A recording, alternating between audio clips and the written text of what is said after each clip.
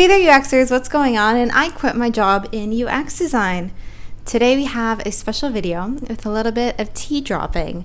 And I just want to let you know a little bit about the thought process that I went through in quitting, some of the realities in working in tech, and kind of taking away the glamour, the glitz, and all the shiny stuff away from tech and debunking what it's actually like, because being between jobs right now, I'm starting in about a week my next job.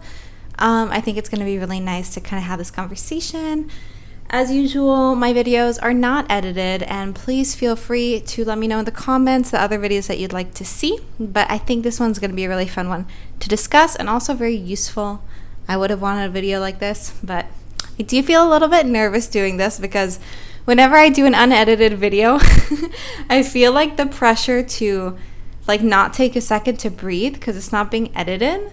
So I hope that we can kind of have a chiller setting in this video and have this understanding that, not everything has to be so fast paced. You know what I'm saying? Okay, so let's talk about the glamorization of tech versus what it's actually like. So in a lot of the bigger tech companies, Google really set the standard for this. There's a lot of pretty high salaries compared to other industries. There's a lot of great benefits. A lot of companies are competing for benefits, but at the same time, there's kind of like this image on social media where I'll go to my cubicle, but it's not really a cubicle. It's like a whole studio and all these amazing things and perks. And I did this as well, but this is why you kind of need the other side of things too. Oftentimes working in tech, there's this unwritten rule that people need to be available around the clock. And I've had people tell me on days I don't even work to still keep my Slack active, to be able to respond to people when I'm not working, when I'm busy. There's kind of this you can go, this is in this company specifically, which I'm not naming, but there's this kind of vibe where we let you go work remotely, you just need to fill out a form, it's so easy. So I went and I worked from Hawaii with friends for about a month. And then when I came back, I wasn't scolded, but I was definitely kind of told off a little bit because it was why'd you go work from there? You weren't responding at the hours that you were supposed to. And I was like, what are you talking about? I woke up at crazy hours all the time. So that was a little something that I realized was pretty difficult to deal with. Some of the things that in my company specifically I had felt was working at a bigger company, the responsibility wasn't as large, which is a really big reason that I quit. I currently, in this time of my career, want to experiment with as many different kinds of designs as possible, not necessarily from a branding perspective, but just I want to make profiles and I want to design interactions between people, and I want to do things that are related to areas that I'm really interested in, the niche within the niche of UX design, if you will. And I just felt like this wasn't really happening at my company. A dirty little secret I'll let you know about bigger companies is that oftentimes even the Figma files, when you do a change, let's take a big company, let's take Alphabet, and then underneath Google, and then underneath Google Slides, and then you have the domains of Google Slides actually divided between a lot of people. So you end up not being very responsible for a lot of stuff. And even the changes that you do make, you're probably going to take screenshots, or someone else already started this where they'll take screenshots of the files and then you just add this tiny little feature and experiment with it. And I just felt although this wasn't, I had a lot more stuff than that, and we came up with new features and new products, and I got to be involved with a lot of really cool things that will also impact users, came from users wanting them, and will also contribute to the business model of the company quite a bit. I also felt like I wasn't getting enough experience in other things, and I was tired of being one of many doing my small little amount of work and all the bureaucratic shindigs that come with that, because for everything let's be honest here, there was a delete modal I really wanted to get rid of because it was completely inaccurate and it was a mistake that it was in the system. Instead of after speaking with the PMs and everyone involved and all the stakeholders and letting them know that we really need to get this modal removed in certain scenarios, they wanted me to actually map out all the scenarios where this happened, so I did. And then they wanted me to make a presentation for higher up management for why we need to really get rid of this motel. And it was like all this stuff, so much excessive work that was taken away from my design work was just spent on dealing with bureaucracy. And that comes on top of being with meetings every day. Another dirty little secret. If you look at my calendar from my previous job, you would be shocked at the amount of meetings I had to go through. And kind of demystifying tech here, you'll see a lot of these videos from people being in offices. Here I am with my little virgin work mojito, having my little tacos, getting my little paycheck, and things look all glamorous and fun. But at the end of the day, you have this pressure to mingle and work in a shared space. And my calendar was filled with meetings. When I would start my week, I would look at that and I'd be like, and I ended up blocking off hours and so many times just to be able to have enough deep work momentum and be able to not just deal with everything that has to do with the side, but also have to do with that. I felt like people were very collaborative, were very helpful. I feel eternally grateful for the mentor I had at work, which I think is one of the smartest people I've ever met in my life. But I wasn't fully satisfied with that, and I wanted more. And there's nothing dirty and there's nothing wrong about wanting more sometimes. Something doesn't have to be terrible for you to just want something better. You don't have to settle. And I think especially at our age, you don't have to settle. It's true that it's good to get a good company on your CV early on. I get reached out a lot on LinkedIn for jobs just for this reason, because they see where I worked. But at the same time, don't let that be the thing that dictates your life. Like, don't choose your career based on a cool title or like a cool company. Choose it because when you sit down and you do the work, you actually enjoy it. And I truly get lost in UX design. And I love conducting workshops, and I'm a little bit of a theater nerd. Like, I like presenting things in front of people, especially if it makes me feel nervous. I like get a little bit of adrenaline out of that. Not everyone is like that, but I personally really enjoy that. So I know my personality is great for UX design. I hope yours is as well if you're interested in this field, and if not, that's also totally okay. But I definitely felt like the prestige isn't enough to stay in certain roles. The company isn't enough to stay in certain roles. Like, if you want to gain that experience, you're going to have to go to maybe like a startup in order to get, your feet wet and different stuff. The second thing I want to talk about is pay. One of the biggest things about working in companies is that the biggest pay increase you're ever going to get is when you switch companies. And I actually feel super grateful that with my current company, I took the effort to negotiate my salary, and I negotiated it to be pretty, decent, I think. Maybe with the location, it could have been higher, but I think basically what I've noticed is to make significantly higher pay increases, most companies will not put in the effort to preserve their employees, which is a shame. My company is a little bit notorious for this internally, but I just realized, that's not the biggest metric I wanted to go off of, but I found it pretty crazy that the newer company was paying, just in general, like the payment system was not as good with this other company. And tip for life, whenever you talk with people that you're working with, bring up the topic of salary with people that you think would be open to talk about it. I brought it up with my company with about 5 friends, only 2 of which felt comfortable to talk about their salaries with me, and we all really benefited from that conversation. And I really encourage you to do this if you do go into tech. I'm now going to have a sip of water, guys, because it's a lot of talking.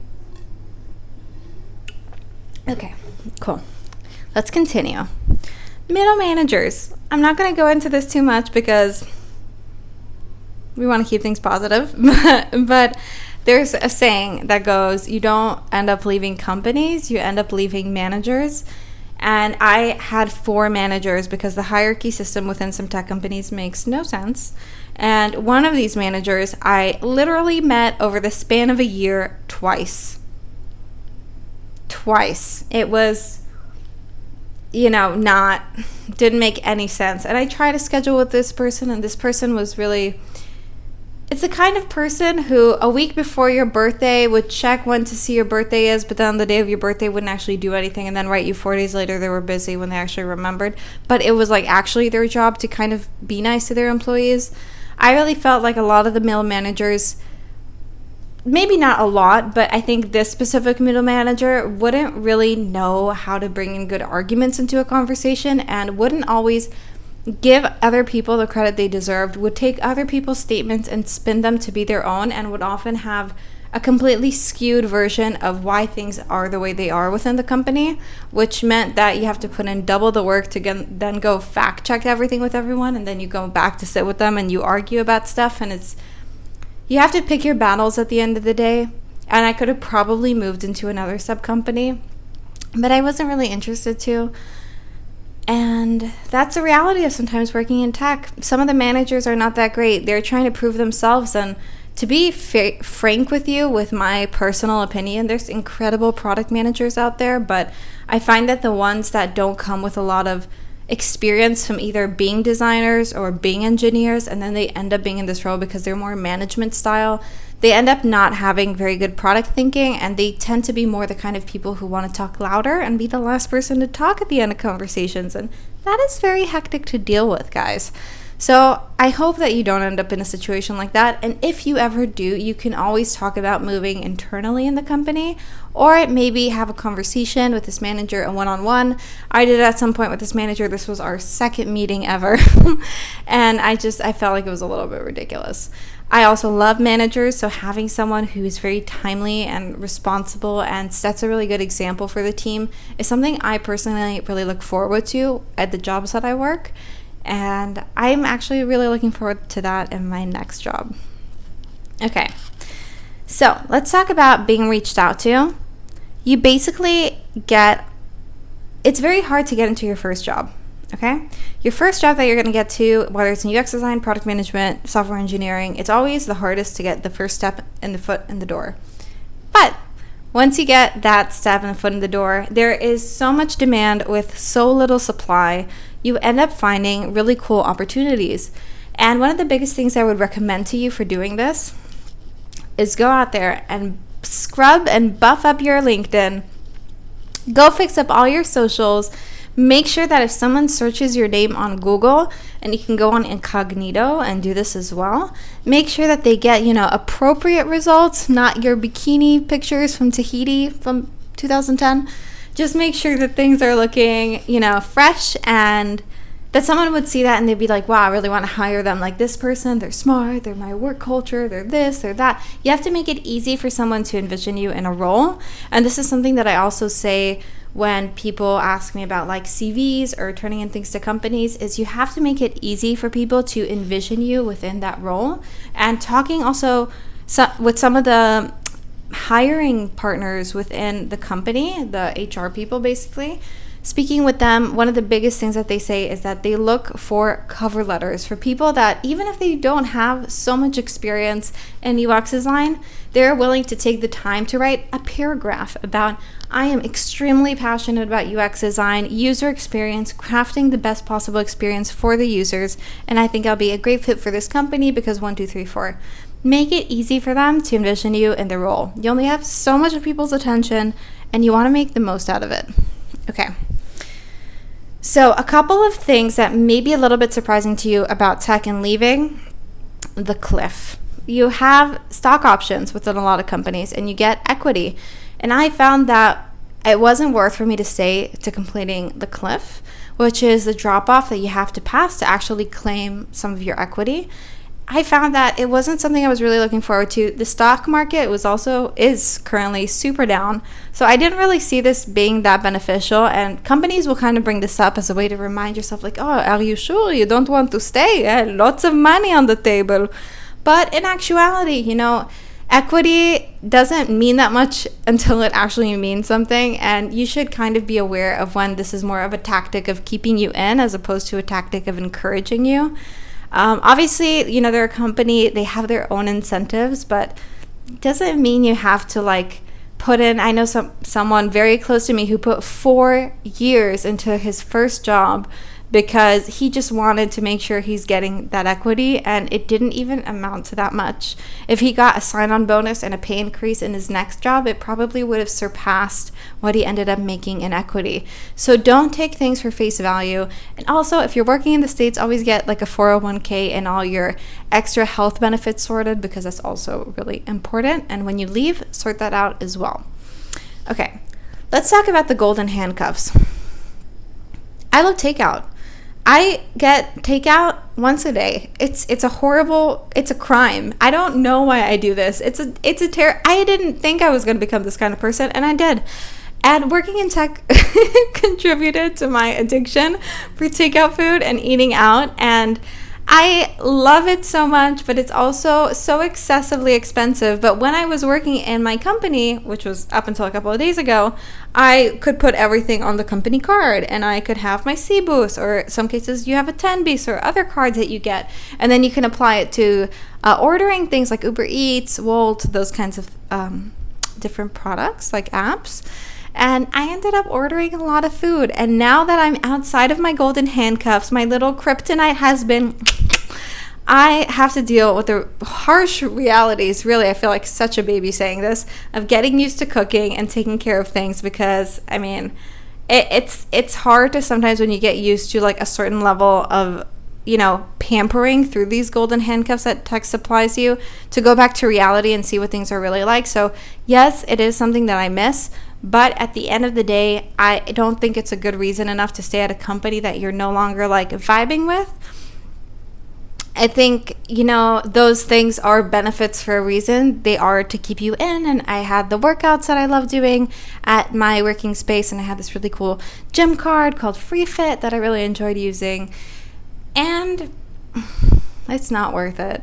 Don't stay with companies or people or things because of the wrong reasons. It's always going to come back to you. So this is how I feel. Obviously, if you're in a different position where this is something that you might be struggling with, maybe reconsider, but this is my personal opinion. It's not going to be worth it. Also, another thing is, in order to make these decisions, you really have to have a why and not just a how. Like, if you are thinking, how am I going to make $1 million by the time I am 30? That is a how. If you're not saying why I want to make $1 million by the time I am 30, maybe you're not on the track that you're aligned to.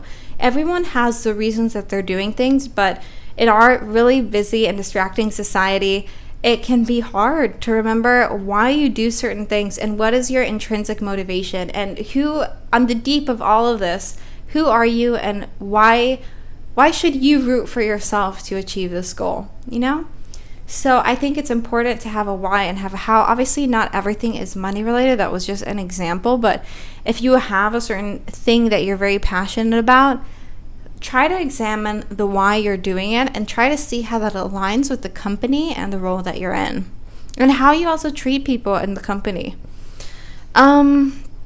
Another thing is mentorship. I think having mentorship in a company is really important. Having mentorship in UX design is really important. But I'm going to be honest with you. With me deciding to leave my company, I had a mentor and a dad who told me it wasn't a good idea. And it's very hard sometimes. People get these really cool opportunities, and you look at a LinkedIn post and you're like, started new job, confetti. And sometimes you think like, wow, this person really got everything going for them, or it's rooting for them, or everything's this. It's very hard at the end of the day when you have people that you trust their opinions so much that they're actually telling you you might be making a mistake, and they'll give you reasons for it and you don't know why. One of my mentors that they said I shouldn't be making this decision is that they wanted, they thought it was more appropriate for me to go work at a bigger tech company, specifically their tech company, because that means that I would have a lot more people that would instruct me on the way that things are done and if they're right and wrong. However, self-taught UX designers have intrinsic motivation, and sometimes you have to take what people are saying with a grain of salt. I think that there is a lot of value with gaining a ton of experience, designing a ton of products, and putting yourself out there and teaming up with an external company mentor, as opposed to working within a company where a lot of the feedback you're getting just sounds like philosophical jargon. Like, you'll have people arguing with each other over things that you end up not actually being seen the case. I've had so many people also in my company say that things are done a certain way and reference a company, and we went into the company website and we checked and it was incorrect. So you have to take the things that people say with a grain of salt. If you are an intrinsically motivated person, trust yourself. I cannot bold this enough. Trust yourself. You can go do a lot of the research yourself and be confident in the decisions that you're making, because not everyone is always going to support them. But at the end of the day, when you really present things like accurately and give good solid reasons for why, a lot of people end up actually saying that you're kind of doing just all right. So that is my opinion on mentorship. Being respectful, always leave companies in a really good fashion. I gave a 2 weeks notice. I made sure to talk to everyone. I got gifts for the person that I really appreciated the most in the company and wanted to thank them. I think it's really important to never close doors in a bad fashion, because you never know the way that life turns out and where you run into people. So just make sure that you have a good kind of handle on dealing with that. Also, I think it's really good when you come into a new company to speak up early, share your process, let other people know why it is that you do the things that you do and your philosophy and the way that you work. And yeah, the last thing that I'm going to say in this video about quitting your job in UX design, the unglamorous life of tech, because honestly, for me, I'm not the most extroverted person. This will really surprise you. I used to be a lot more extroverted, but as time went on, I really just like sticking with the people that I know.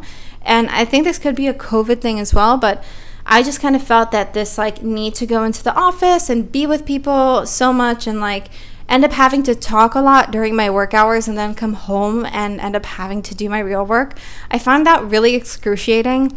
I want to put more effort actually into this channel. And if you enjoy these videos, please smash that like button, because it helps the algorithm and it helps me know that you're actually enjoying this content. I really want to do YouTube more seriously, so I'd really appreciate that.